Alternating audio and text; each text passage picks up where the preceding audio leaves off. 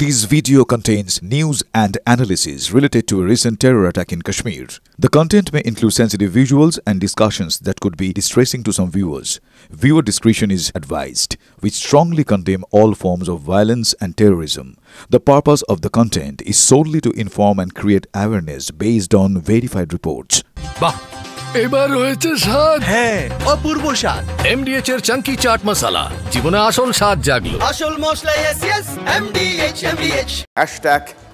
#ready তার কারণ এই মুহূর্তে পাকিস্তানের যা পরিস্থিতি তা হচ্ছে থরহরিকম্প, যে কারণে আমরা হ্যাশট্যাগ বলছি মিশন রেডি। আজই চূড়ান্ত হতে পারে রাফাল এম চুক্তি। প্রায় 2 বছর ধরে আলোচনার পর অবশেষে ডিল সিল বলতে পারি। 63,000 কোটি টাকার 26টি রাফাল এম যুদ্ধবিমান কিনতে চলেছে ভারত। চুক্তিতে আজ সই করতে চলেছেন রাজনাথ সিং। আর কি আপডেট আমি জানবো আমার সহকর্মী সায়ন্তর কাছে। আরো বেশ কিছু ইনফরমেশনস রয়েছেন। সায়ন্ত, একদমই দেখো, ভারতীয় মহাসাগরে নিজেদের আধিপত্য আরো ভালোভাবে বিস্তার করানোর জন্য কিন্তু এই চুক্তি অত্যন্ত গুরুত্বপূর্ণ। প্রায় 63,000 কোটি টাকার এই চুক্তি 26টি রাফাল মেরিন যা ফ্রান্সের কাছ থেকে ভারতীয় নৌবাহিনীর কাছে আসতে চলেছে। আজ তা সেই চুক্তি সই হবার কথা রয়েছে, যেখানে প্রতিরক্ষা মন্ত্রী নিজে উপস্থিত থাকবেন এবং ফ্রান্সেরও প্রতিরক্ষা মন্ত্রী উপস্থিত থাকার কথা রয়েছে। স্বাভাবিকভাবেই এই চুক্তি যে বর্তমানে যে আবহ চলছে সে আবহের মধ্যে যে অত্যন্ত গুরুত্বপূর্ণ তা কিন্তু মেনে নিচ্ছে এই প্রতিরক্ষা বিশেষজ্ঞরা। এবং সেই জায়গায় দাঁড়িয়ে বর্তমানে আইএনএস বিক্রমাদিত্য এবং আইএনএস বিক্রান্ত এই দুটো যে এয়ারক্রাফট ক্যারিয়ার রয়েছে তার উপরে এই রাফাল মেরিন চলে আসলে যে যথেষ্ট শক্তিশালী হবে ভারতীয় নৌবাহিনী তার নিঃসন্দেহে বলা চলে। সাহেবের এই চুক্তির দিকে তাকিয়ে রয়েছে ভারতীয় প্রতিরক্ষা বিশারদরা। এই চুক্তি হলেই 26টি রাফাল অর্থাৎ রাফাল মেরিন ভারতীয় নৌবাহিনীর যুক্ত হতে চলেছে। শুভজিৎ, ধন্যবাদ শান্ত। কথা বলছিলাম আমার সহকর্মী শান্তর সঙ্গে। আপনাদের আরও একবার বলবো এই মুহূর্তের অত্যন্ত গুরুত্বপূর্ণ আপডেট মিশন রেডি। কারণ এখনো পর্যন্ত আমরা জানতে পারছি পাকিস্তানের যে থরহরিকম্প সেটা আরও বাড়বে। তার কারণ আজই চূড়ান্ত হতে পারে রাফাল এম চুক্তি। প্রায় 2 বছর ধরে আলোচনা চলছে, আপনারা জানেন। তার অবশেষে বলা যেতে পারে যে চুক্তি, যে ডিল, সেটা অবশেষে সিল হতে চলেছে। ডিল সিল হওয়া সময়ের অপেক্ষা। 63,000 কোটি টাকায় 26টি রাফাল এম যুদ্ধবিমান কিনতে চলেছে ভারত। ফলে বুঝতেই পারছেন আরও শক্তিধর হয়ে উঠবে আমাদের দেশ। চুক্তিতে আজ সই করতে চলেছেন রাজনাথ সিং। পাকিস্তানের JF-17 থান্ডার, JF-10-এর খেল এবার খতম, প্রায় খতম। বায়ুসেনার ব্যবহারের জন্য যেমন রাফাল, ঠিক তেমনই নৌসেনার জন্য মারিন রাফাল। এয়ারক্রাফট ক্যারিয়ার বা বিমানবাহী যুদ্ধজাহাজের ডেক থেকে অপারেশন চালাবে রাফাল এম। ফলে হ্যাশট্যাগ মিশন রেডি।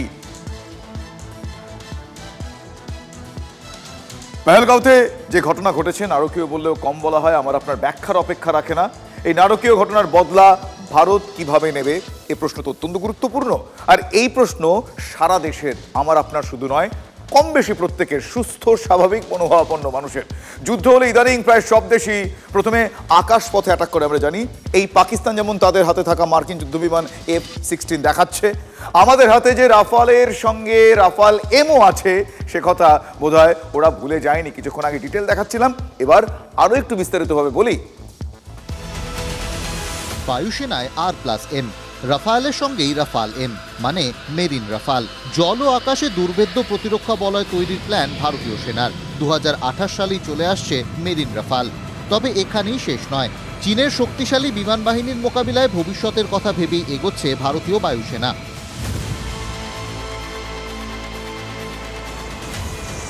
দেশে যুদ্ধ সরঞ্জামের উৎপাদন ক্ষমতা বাড়ানো ও নিরন্তর সরবরাহের জন্য একাধিক পরিকল্পনা নেওয়া হয়েছে।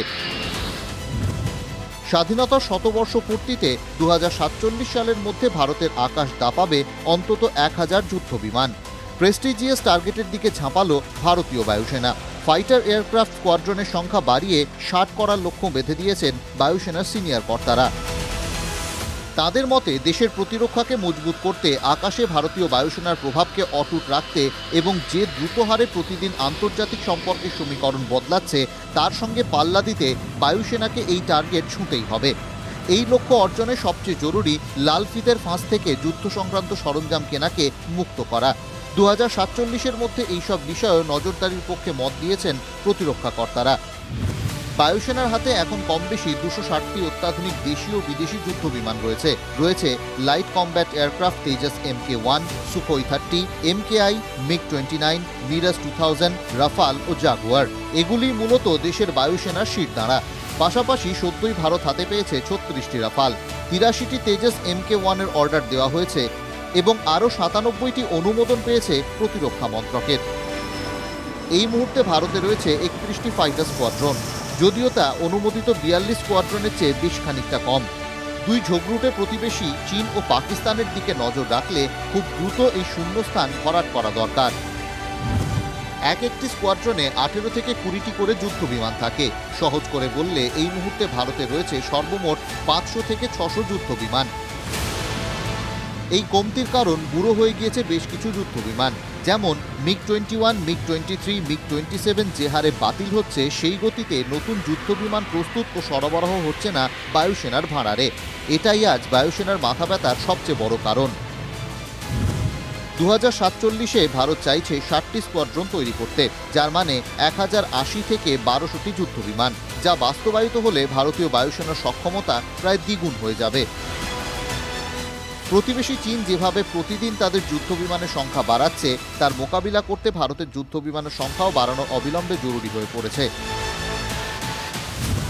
বেজিংয়ের লাল ফৌজের কাছে এই মুহূর্তে কম বেশি 1900টি ফাইটার জেট রয়েছে, যার মধ্যে J-20 মতো 5th জেনারেশন যুদ্ধ বিমানও রয়েছে। পাক বায়ুসেনার কাছেও JF-17 মতো যুদ্ধ বিমান রয়েছে, যদিও পাক বায়ুসেনার ক্ষমতা ভারতের থেকে এখনও সহস্র যোজন পিছিয়ে।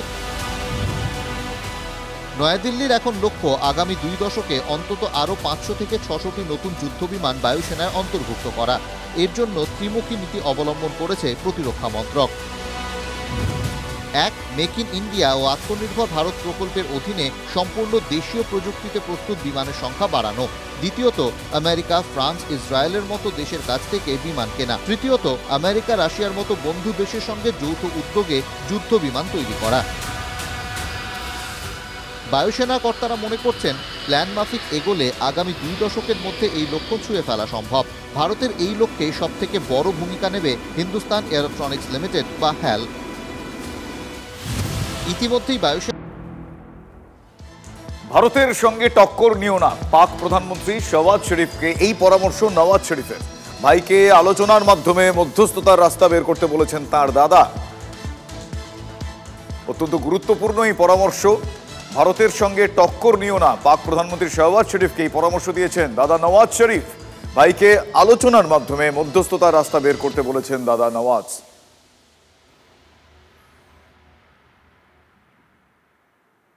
ভারতের প্রত্যাঘাতের ভয়ে পাকিস্তান থরহরি কম্প। কতবার বলবো, আপনারা সেই পরিস্থিতি জানেন। পাক অধিকৃত কাশ্মীরের লঞ্চ প্যাডগুলো ফাঁকা করছে পাকিস্তান। জঙ্গিদের সরিয়ে নিয়ে যাচ্ছে পাক সেনা। প্রাণে মারার ভয়ে লঞ্চ প্যাড ছেড়ে পালাচ্ছে সন্ত্রাসীরা। পাক সেনাই সন্ত্রাসীদের নিরাপদ জায়গায় সরিয়ে নিয়ে যাচ্ছে। এই জঙ্গিদের অনুপ্রবেশের জন্য লঞ্চ প্যাডে আনা হয়েছিল। ভারতের কড়া মনোভাব বুঝে ভয় পেয়ে গিয়ে পালিয়ে যাচ্ছে জঙ্গিরা। সাহায্য করছে পাক সেনা। TV9 বাংলা এক্সক্লুসিভ জঙ্গিদের পালানোর সেই ছবি। এর আগে TV9 বাংলায় আপনাদের সামনে এনেছিল কিভাবে ইউনিফর্ম ছেড়ে পাক সেনা সীমান্ত এলাকার গ্রামগুলি থেকে নজরদারির চেষ্টা চালাচ্ছিল। এবার সামনে আসলো লঞ্চ প্যাড থেকে জঙ্গিদের সরিয়ে নিয়ে যাওয়ার ছবি। দেখছেন সেই ছবি আরো একবার TV9 বাংলার পর্দা এক্সক্লুসিভ।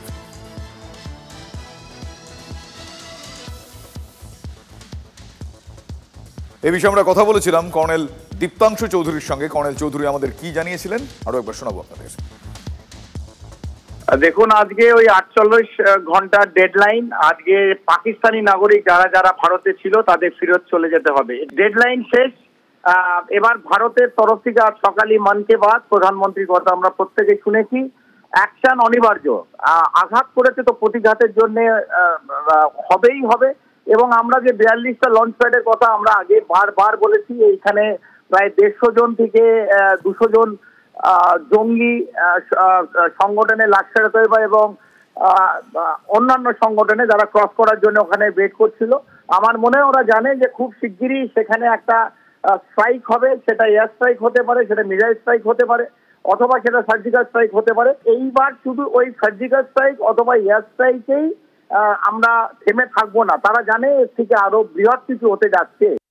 MDH চানা মশলা। এখন ছোলা হোক বা বরবটি দানা, সাদা চানা হোক বা কালো, সব রান্নাই হবে অসাধারণ। MDH